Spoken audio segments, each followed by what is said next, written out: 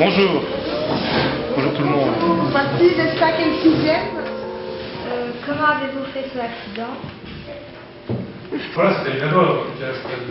La vitesse, c'est un truc qui tue beaucoup de personnes, c'est un truc qui abîme les gens, c'est dangereux, on ne s'en rend pas toujours compte. Et, voilà, et là, pareil, je roulais vite, beaucoup trop vite. Parce que les gens qui roulent en moto, des fois roulent vite, les adultes, des fois font des erreurs. Vous avez mal quand vous mettez votre prothèse ou des choses comme ça? Mal, c'est pas le terme, c'est des fois très inconfortable. Donc, je ne sais pas si vous voyez la différence entre les deux. C'est une gêne, des fois, mais c'est pas vraiment une douleur. Et donc, cette gêne-là, on finit par s'habituer comme un caillou de sa chaussure. Voilà. Un soulagement, je ne savais pas si je pouvais marcher un jour. Le premier jour que j'ai fait à pas.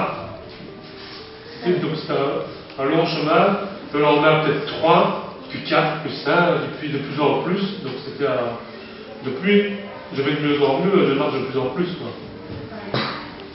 Je crois que marcher, pour moi, c'est comme toi courir. Donc en gros, c'est comme si je courais toute la journée quand je marche.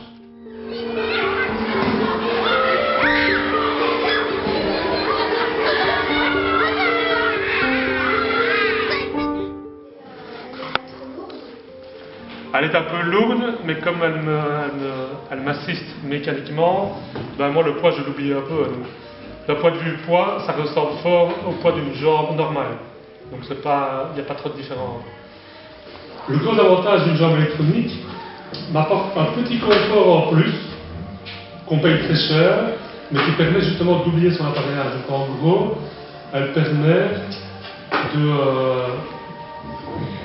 de m'assister, elle fait des choses sans que je n'y pense. C'est très compliqué parce que moi c'est dans mes sensations, et c'est très compliqué à transmettre à quelqu'un qui va y courir.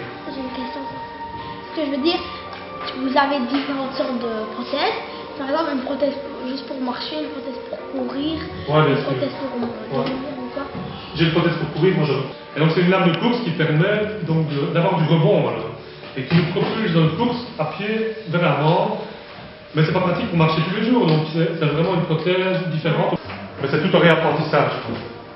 C'est pas évident en tout cas. Comme la natation, ça se réapprend petit à petit.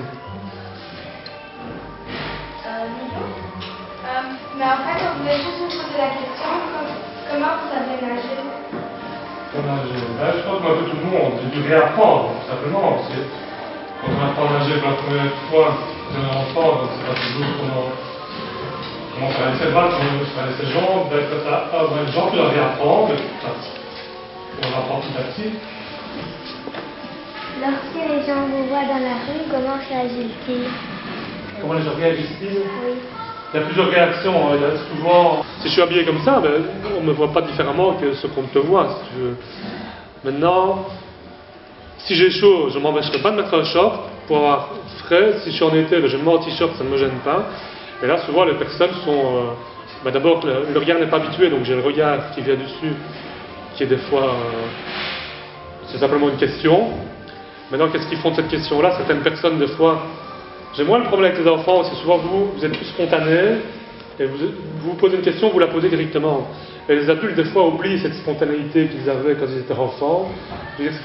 Donc c'est des fois plus difficile avec les adultes qu'avec vous, les enfants. Si vous avez une question, il vaut mieux la poser.